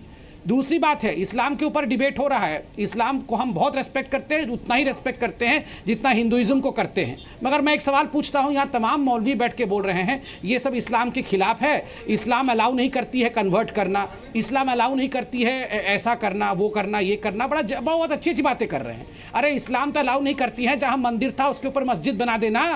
तो क्यों बना हुआ है मंदिरों के ऊपर मस्जिद भैया? इस्लाम तो अलाउ नहीं करती है हत्या करना, तो क्यों ये आतंकवाद हो रहा है? और रोज शाम को आप आके बोलते हैं आतंकवाद का धर्म नहीं होता है। अरे कब तक झूठ बोलते रहें? झूठ बोलने के लिए बैठे हैं? केवल अच्छी अच्छी पॉलिटिकल बातें करने के लिए बैठे हैं हम लोग? यही चाहते हैं आप लोग कि रोज शाम को हम लोग पॉलिटिकल करेक्टनेस के साथ यहाँ बैठे और देश की जो सच्चाई है वो होता रहे, ठीक है, कन्वर्शन होती रहे, सब कुछ होती रहे। हम लोग देखिए, आप पूछेंगे सरकार है कानून क्यों नहीं बनाते? राज्य में कानून भी है और मैं आपको गारंटी देता हूं कि जो टीचर्स ऐसा कर रहे हैं, इंक्वायरी के बाद बिल्कुल सख्त से सख्त कार्यवाही इन पे होगी। लास्ट 10 सेकंड बोल के मैं अपनी बात समाप्त कर दूंगा, फिर डिबेट में मुझे मत बुलवाइएगा, इस विषय पे मैं नहीं बोलूंगा। और 10 सेकंड में इतना कहना चाहता हूं, देखिए मालदा में जब 80% से अधिक हमारे मुसलमान भाई है, वहाँ हिंदू बोल नहीं सकता। केरला में एक जिला है जहाँ 80% से अधिक हमारे हिंदू मुसलमान भाई हैं, वहाँ पर एक सड़क का नाम आपने रखा गाजा स्ट्रिप, वो गाजा स्ट्रिप है। केरला में जहाँ 80% से अधिक हमारा एक मुसलमान क्षेत्र है, वहाँ पर मुसलमानों ने जाके चीफ मिनिस्टर को कहा कि अगर यहाँ पर डिस्ट्रिक्ट मजिस्ट्रेट होगा तो वो मुस्लिम ही होगा, अगर हिंदू डिस्ट्रिक्ट मजिस्ट्रेट भेज दिया तो ख्याल नहीं, हिंदू समझ नहीं सकते हैं 80% मुसलमान को। ठीक है, वो भी ठीक है। अरे रोहित भैया, ये कब तक ठीक है देश में चलता रहेगा और केवल जी न्यूज़ ही दिखाते रहेगी? बाकी लोगों को सांप सूंघ गया है क्या? आप जाते हैं पात्रा जी हर चैनल पे, हम तो एक पे रहते हैं, जाइए वहाँ पे पूछिए ना ये सवाल। आप ये सवाल भी यहीं पे पूछ रहे हैं बैठ के? नहीं, सुन रहे हैं ना, बाकी चैनल भी सुन रहे होंगे ना। उम्मीद है सुन रहे होंगे। मैं तो यही पूछूंगा, ये सभ्यता देखिए, ये संस्कार का दायरा है कि हम संस्कार के अंदर रह के हम ये सवाल पूछते हैं। मैंने आपके चैनल के माध्यम से सबको पूछा है, आप पूछिए कि अभी अगर उल्टा हुआ होता तो पूरा बांध फट गया होता। चैनल पे रहेंगे, आप जाते हैं सारे चैनलों पे 5 बजे से 11 बजे खामोश बैठे, जिसका ये मतलब नहीं है कि आप कुछ भी इस्लाम के बारे में बोलते रहें या मुसलमानों के बारे में बोलते रहें। मुफ्ती मंजूर जी आई बोलना चाह रहे हैं, कुछ बात आपकी बात पे जवाब देना चाह रहे हैं। मुफ्ती मंजूर जी आई, आप बोल लीजिए, फिर मौलाना कासमी के पास भी जाना, आप भी बोलना चाहते हैं, राहुल सिन्हा के सवाल का जवाब देना चाहते हैं। मंजूर जी आई साहब बोलिए। रोहित भाई, अभी थोड़ी देर पहले हमारे भाई पात्रा ने इस बात के बारे में बार बार कहा कि एकता और अखंडता को तोड़ने की बात हो रही है, तो मैं आपको बता देना चाहता हूं, एकता अखंडता यहीं टूट रही है मेवात के अंदर में या बिहार में। अभी अभी जो बीजेपी की सरकार बनी है आपके माध्यम से, वहां पर अभी बच्चों को मारा जा रहा है, वहां पर गांव के नाम पर लोगों को मारा जा रहा है। क्या वो एकता अखंडता की बात नहीं टूटती है? देखिए, अगर बात करनी है तो दोनों पहलू पर बात करनी होगी। अगर यहाँ पर गलत हुआ है तो उसकी निंदा कर रहे हैं, लेकिन अगर वहां गलत हो रहा है तो उसके बारे में आप खामोश हो जाते हैं। आपने शायद सवाल नहीं सुना, मेरा सवाल दोहराता हूं और मैं आपसे जवाब चाहता हूं, क्योंकि मैं आपको मानता हूं आप बहुत सोच समझ के तौल के बात बोलते हैं अपनी। मेरा सवाल ये था, ट्रेन की सीट पे झगड़ा होता है तो ये देश असहिष्णु कहलाता है। एक लड़की को मकान मालिक मकान से निकाल देता है किन्हीं वजहों से, तो ये देश असहिष्णु कहलाता है, मुसलमानों के साथ नाइंसाफी हो जाती है। ऐसी दसियों घटनाएं हो जाती हैं, सब जगह ये कहा जाता है कि असहिष्णु हो गया। यहाँ बच्चों पर जबरदस्ती नमाज थोपी जाती है, तो मौलाना साहब कहते हैं एडमिशन के लिए झगड़ा कर रहे हैं लोग। इनका एजेंडा था एडमिशन पाना, अब तो एडमिशन हो गया, मामला सॉल्व हो गया। जी नहीं, एडमिशन तो मेरा पहले हो चुका था। एडमिशन तो मैं अप्रैल मई में करा चुकी हूँ, एडमिशन का तो कोई मुद्दा ही नहीं था। सुन लीजिए बात, बोलिए मुफ्ती मंजूर जी आइए। बोल लूं इजाजत है? देखिए, सबसे पहली बात जी, बिल्कुल बहुत सही आपने कहा कि जहां पर मुसलमानों के घरों नहीं दिया जाता है तो वहां असहिष्णुता हो जाती है। तो मैं आपको बता देना चाहता हूं कि मैंने इसी बात की निंदा उस वक्त भी की थी कि मुसलमानों के साथ हो या हिंदुओं के साथ हो, दोनों के साथ कोई नाजेबा हरकतें नहीं होनी चाहिए, क्योंकि ये हमारा यही तो देश का भावना जो हमारी होती है, वो देश की भावना यही है कि हम एकजुट होकर के यहाँ पर रहते हैं। लेकिन आज कुछ ऐसे लोग, कुछ तत्व ऐसे आ गए हमारे दरमियान में जो हम सबको बांटने की कोशिशें कर रहे हैं। हमारे इस छोटे से नन्हे बच्चे के साथ 3 साल से ये हादसा हो रहे हैं, उस वक्त से ये हादसा की बातें नहीं की जा रही थी। आज जब माहौल बिगड़ता जा रहा है, इस वक्त उठा करके और हिंदुस्तान का देश का माहौल बिगाड़ने की कोशिशें की जा रही है। इस पर भी टाइम पहले आपसे पूछना चाहिए था। आज हमारे आप और आबिद साहब कंसल्ट करते कि किस दिन इस पे चर्चा होनी चाहिए, उस दिन हम चर्चा करते इस पे, ना कि तब जब बच्चों को निकाला गया स्कूल से। हमें तो 3 साल से हमारे बच्चे के साथ नाइंसाफी हो रही थी। हमारी बहनें मीडिया का दरवाजा देख करके आना चाहिए था। हमारी बहनों को, बहन मीडिया का दरवाजा देख के नहीं आई, मीडिया आपकी बहन का दरवाजा देख के उसके घर गई। समझिए इस बात को, आप बात समझ नहीं पा रहे हैं, कंफ्यूज है। लेकिन साहब सुन लीजिए, आपकी बहन मीडिया के दरवाजे नहीं आई, मीडिया आपकी बहन के दरवाजे पहुंची। ये बात सुनने के बाद कि उसके बच्चे के साथ ये हो रहा है, इस बात का बार-बार समझिए इस चीज का। लेकिन क्या इस वक्त 3 साल से पहले आप कहां थे? 3 साल पहले आप कहाँ थे साहब जब हमारे इस बच्चे के साथ नाज़ेबा भाई साहब, ये स्कूल नहीं था 3 साल पहले। के अंदर में ये हालात हो रहे थे, आप उस वक्त कहाँ थे? पहले तथ्यों को तो जान लीजिए, 3 साल पहले ये स्कूल नहीं था। करेंगे तो हम भी करेंगे। मंजूर जी आई, हमारे पास भी कहने के लिए कि कुछ भी कहना है मत कहिए। 3 साल पहले ये स्कूल एग्जिस्ट नहीं कर रहा था, समझिए इस बात को। अब सारे 3 साल पहले ये स्कूल नहीं था। पहले तो बड़े जोर जोर निंदा कर रहे थे, अब सब एक हो गए हैं। 3 साल पहले ये स्कूल नहीं था, अभी भी पहले सब निंदा, ये इस्लाम नहीं है। एक सेकंड, अब ये ठीक हो गया सब कुछ। पहलू दोनों देखने पर सिक्के मौलाना शुएब कासमी, सिक्के का एक पहलू देख करके मौलाना शुएब बात कासमी, नहीं होगी। मौलाना सिक्के के शुएब दोनों कासमी, पहलू देखने होंगे। मौलाना शुएब कासमी, जो गलत है उसको गलत कहने की हिम्मत क्यों नहीं होती किसी की? गलत नहीं कह सकते ना, गलत अगर बोल देंगे तो फिर इनको मतलब झुकना हो जाएगा ना, फिर तो ये गलत हुआ है, शर्म की बातें हो जाएंगी यहाँ तक आई है। गलत हुआ है, गलत ये था तो हमने उसकी मजम्मत की है। अच्छा आप सुनिए ना, मेरी बात सुनिए। अच्छा आप सुनिए ना, मुफ्ती साहब शुएब कासमी को सुन लीजिए एक बार। बोलिए शुएब कासमी जी। जी गलत हुआ है इसलिए बात यहाँ तक आई है। जुनैद के मामले में भी लगातार ये लोग झूठ बोलते रहे, जब तत्व सामने आए तो इनको भूखी खानी पड़ी, और फिर जंतर मंतर से लेकर इन्होंने पूरे देश के अंदर माहौल खराब करने की कोशिश की है। किसी हादसे के 1 घंटे के बाद ये लोग इस्लाम चिल्लाने लगते हैं और हर चीज़ को संप्रदाय से जोड़कर देश का माहौल खराब करने की कोशिश करते हैं। ये मौलाना आबिद जैसे लोग ये 4, 5, 6 टीवी चैनलों पर झूठ बोलते फिरते हैं। इनका काम सिर्फ ये है कि देश के अंदर हर हादसे को इस्लाम से और मुसलमान से जोड़कर और जो देश की सांप्रदायिकता के बढ़ाने का मकसद है इनका। और मेरी ये अपील है, गुजारिश है सरकार से, मंत्री बनवाइए मेवात मॉडल स्कूल या और जो स्कूल है जहाँ पे इस किस्म के मुदर्रिस आप इनको जल्दी किसी जिनको रखा गया है साइंस, मैथ और इंग्लिश पढ़ाने के लिए, उन स्कूलों में मदरसे बनाने की कोशिश कर रहे हैं, उनके खिलाफ सख्त कार्रवाई होनी चाहिए। बच्चे आपकी बात से इत्तेफाक उनके खिलाफ सख्त कार्रवाई होनी चाहिए, क्योंकि जब बात हुई है, हादसा हुआ है तो यहाँ तक आई है। और यहाँ पर बच्चे की मां बैठी हुई है, यह झूठ बोल रही है। आप ही के पास बच्चा छोटे से 10 साल का बच्चा झूठ बोल रहा है वो। ठीक सब शर्म आनी चाहिए तो आप लोगों को यहाँ बैठ के जो है आप हर चीज को जो है झूठा साबित करने की कोशिश कर रहे हैं। ज्यादा गुस्सा ना दिखाइए, मिल जाएगा आपको जो आप क्या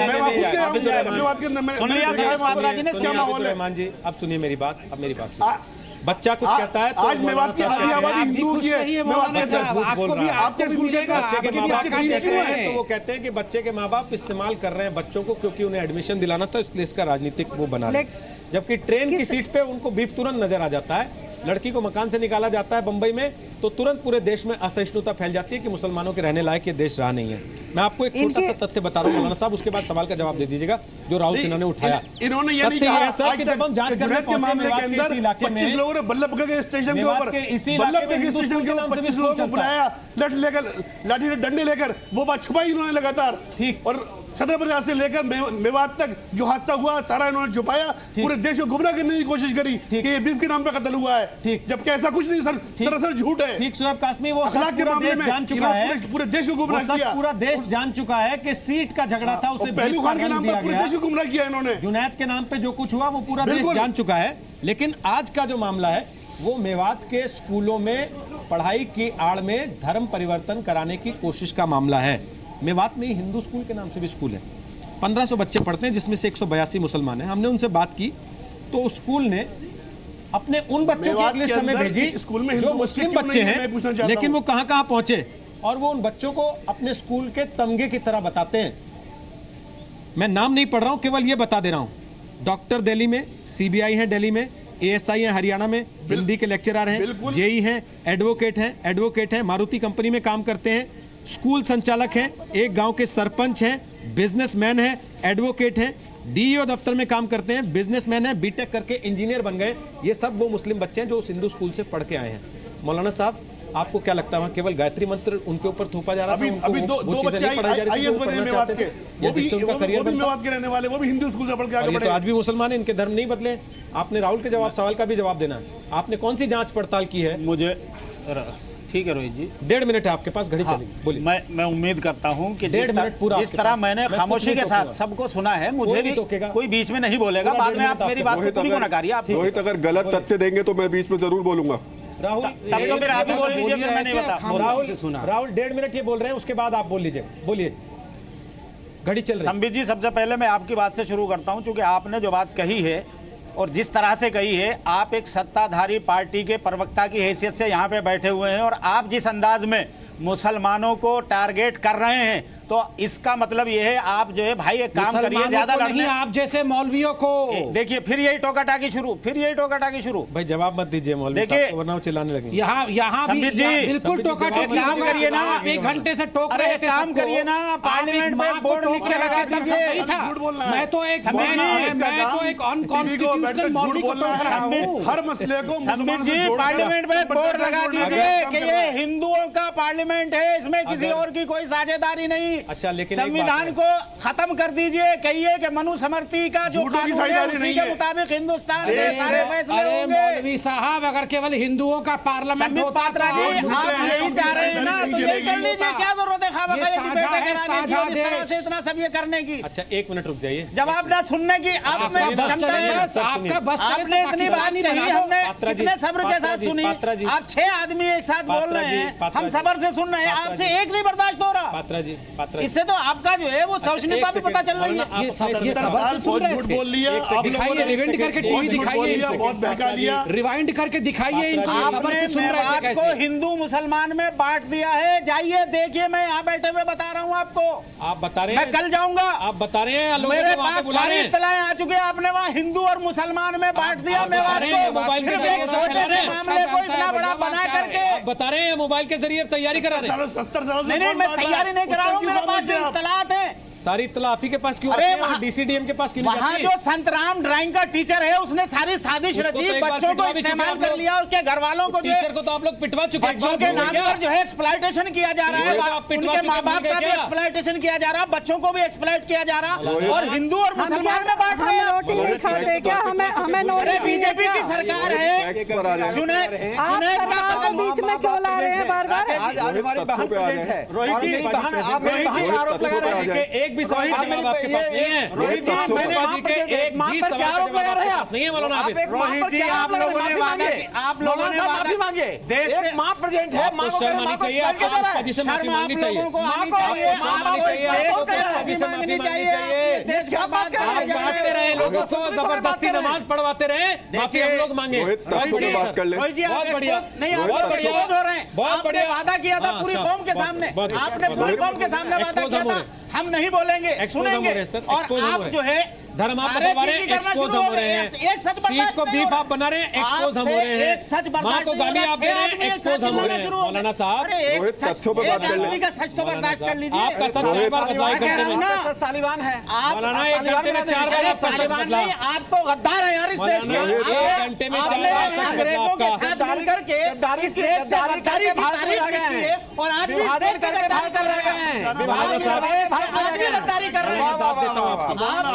ये तालिबानी दूसरों का गद्दार कर रहे हैं, एक ग्रुप फतवा क्यों नहीं देते हैं? आज चाइना जो है अबू जिन्ना के साथ आपके दादाजी ने पार्टिसिपेट किया था क्या? दादाजी ने पार्टिसिपेट किया था क्या? आप जिन्ना के आंदोलन के हिस्से थे, इनका परिवार जिन्ना का हिस्सा था। की आवाज बंद है। पूछना चाहता हूँ कि इनका फतवा कहाँ चला जाता है? बिहार में कुछ मंत्रालय मिल जाएगा फतवा, एक आतंकवादी वहाँ जो हजारों मारा गया है उसके खिलाफ इन्होंने फतवा क्यों नहीं दिया अभी तक? राकेश जी आबिद, मौलाना आबिद आपकी आवाज जा नहीं रही है, आप चिल्ला रहे हैं, वेस्ट हो रही है आपकी एनर्जी, खुद की वेस्ट हो रही है। पानी पीजिए, पानी पी लीजिए, पानी पीजिए, आराम से पानी पीजिए। आपकी तमाम बातों के बावजूद मैं पानी ऑफर करूंगा आपको, आप पीजिए पानी, प्लीज पानी पीजिए। आपने अपनी बातें कही हैं, ऐसा नहीं कि आप चुप रहे, प्लीज। नहीं, सब सुन रहे हैं, अब सुन लीजिए। नहीं, अब एक सेकंड, राकेश सिन्हा, सवाल वहीं का वहीं है। धर्म परिवर्तन हो रहा है, मुझे ऐसा लगता है कि जो लोग मुसलमान हम पर ये दबाव डालते हैं कि जी टीवी पे क्यों जाते हो तुम लोग, आप मत आइए, वहां बैठ करके जो है इस तरह से आपको इजाजत है, बाकायदा एक सोच समझ करके कुर्सी में पहिए लगे, आप खिसकाइए, उठ के जा सकते हैं, मेरी तरफ से आपको इजाजत है। जाने वाला अपनी मर्जी से बैठे, नहीं मैं जाने वाला, आप जा सकते हैं, कोई बंदूक रख के नहीं बैठाया गया। देखिए आपने रिक्वेस्ट किया, हाँ मैं तो अभी भी रिक्वेस्ट कर रहा हूँ, आप इज्जत से बात करें, अभी भी करें। अगर आप जाना चाहते हैं दरवाजा सामने, नहीं चाहते आप तो बताइए, आप जाना चाहते हैं तो दरवाजा सामने है। अगर मुसलमान आपको मना करता है जी न्यूज पे मत जाइए, दरवाजा सामने है, आप आप उठ के जा सकते हैं फौरन उठ के जा सकते हैं। मुझे आपको तभी नमस्ते कर देना चाहिए था जब आपने पुष्पा जी से बदतमीजी से बात की थी। मैं फिर भी आपको बिठाए रखा, मेरी गलती थी। आप चाहें दरवाजा सामने मैं खुलवा भी देता हूँ, आप चाहें तो दरवाजा सामने। अब आपको और कुछ सुन नहीं रहा तो आप भागना चाहते हैं, इसलिए आप ये बातें कर रहे हैं। आपके पास सवालों का जवाब नहीं है, 1 घंटे में 5 बार आप बदलते हैं, इसलिए आप भागना चाहते हैं। ऐसे मत भेजिए, कोई आपत्ति नहीं चाहिए, आप जा सकते हैं, मुझे कोई आपत्ति नहीं है। मैं फिर कह रहा हूँ, मैं अब भी रिक्वेस्ट कर रहा हूँ, इज्जत से बात करें तो रुकें। आप उठ के जाना चाहते हैं तुरंत जा सकते हैं, मेरी तरफ से आपको छूट है। आपको लगता है आप घर जाके देखते रहिएगा, डिबेट चल रहा है, आप जा सकते हैं। आपने 4 बार रिक्वेस्ट किया, आपकी इजाजत है, आप जा सकते हैं, जाना चाहें तो आपको छूट है, आप जाना चाहें तो जा सकते हैं। अब मैं एक चीज कह रहा हूँ, आप बोले फिर राहुल सिन्हा के पास मुझे बोले। सबसे दुख क्या लगा कि पुष्पा जी अपनी बात कह रही थी, एक माँ अपने बेटे की व्यथा बता रही थी, माँ का हृदय द्रवित होता, सच में मैं रोना कर रहा था कि क्या पुष्पा जी बोल रही। और वहाँ बैठकर एक परिपक्वता का परिचय देना चाहिए था। उन पर आरोप लगाया जाए कि माँ बाप को हम उन पे आरोप नहीं देंगे, आप जो है यही तो आपके मैं आपका नाम नहीं ले रहा हूं भाई, आपके अंदर सबसे बड़ी खराबी यही है, आप कहीं की बात को कहीं आगे जोड़ देते हैं। सुनिए, मेरी खराबी बात कुछ कहते हैं, आप उसको अपनी डिबेट कर लीजिएगा, बना देते हैं। मस्जिद जाकर डिबेट कर लीजिएगा, मैं बता नहीं मस्जिद में नहीं, आप बैठिए जाकर के वहां नागपुर में या झंडे वाला में सुन लीजिए बीफ बना दीजिए। मैं एक रोहित जी, अरे जुनैद के कातिलों को मांगे छोड़ दिया गया, उसके भाइयों पर केस लगा दिया गया,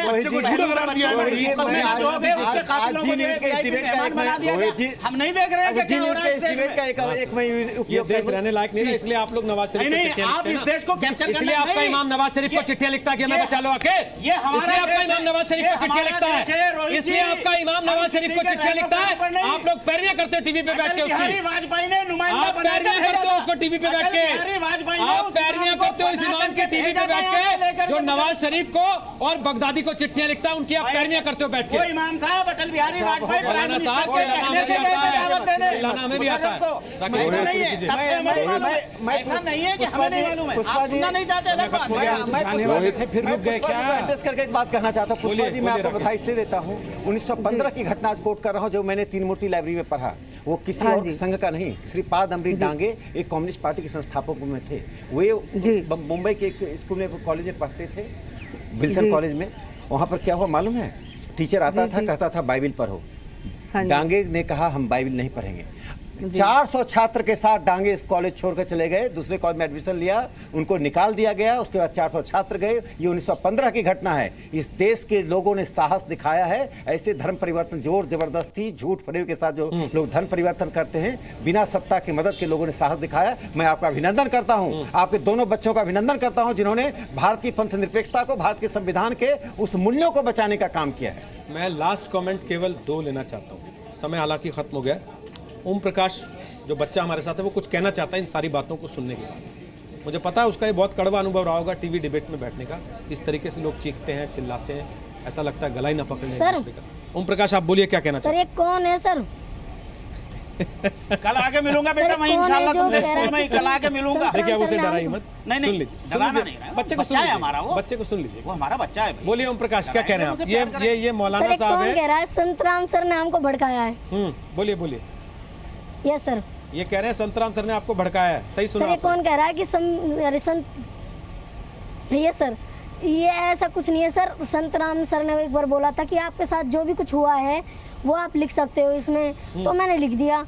तो सर पूरे मेवात में ऐसा उड़ रहा है सर कि सर ने दबाव डाला इस पर, जब लिखा है इसने लेटर। सर ऐसा कुछ नहीं है, ऐसा कुछ नहीं है, बच्चा साफ मना। सर यही बात है sir. Rahul Sinha last comment. Rohit जाते जाते जिस तरह कहलवाया जा रहा मौलाना साहब, मुझे तो ये समझ नहीं आ रहा जाते कहलवाया जाता है। Rohit last comment. जाते मौलाना को उनकी असलियत को देश को बताना जरूरी है। 3 फैक्ट्स पे बात करूंगा मैं। मौलाना आपने कहा है कि आपने फोन पर बात की और ये सारी जानकारी ली। क्या आपको पता है कि डीसी ने इन 3 लोगों के खिलाफ कार्रवाई की किस बिना पे, किस सबूत पे की? बताइए पूरे देश को।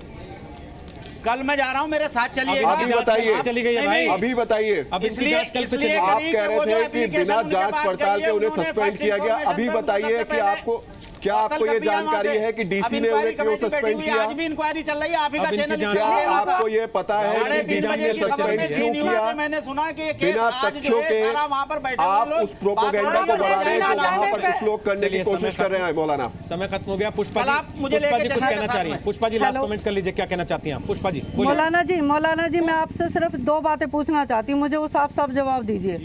क्या हमारी उन टीचरों से कोई जाति दुश्मनी थी? नहीं बहन, मैं आप पे आरोप ऐसा नहीं लगा। नहीं, माँ बाप मुझे आपकी सुनिए, की मोहब्बत में माँ बाप की मजबूरी होती है हर चीज। जी नहीं, हमारी एक मिनट कोई हमारी मजबूरी नहीं है। हमारी मजबूरी इतना है कि हमें ना अपने बच्चे पैदा करें तो हमें उनको पढ़ाना है, लिखाना है, हमारा ये फर्ज है। और अच्छी शिक्षा दिलाना हर माँ बाप का फर्ज होता है।